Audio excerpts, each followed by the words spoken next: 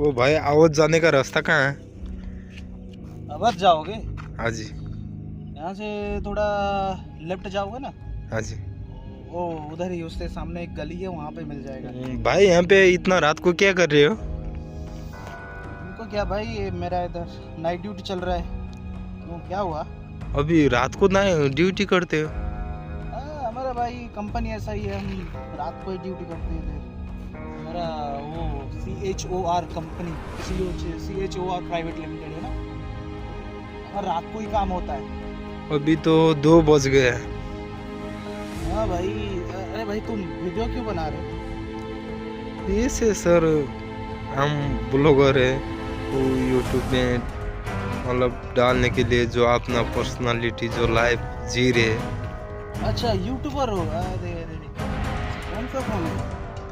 अच्छा, आईफोन है। ये कितने का आता है भाई? तो सर 70-80 हज़ार का है। अच्छा, अरे अरे अरे, तो बहुत बढ़िया फोन है भाई। 70-80 हज़ार का फोन है।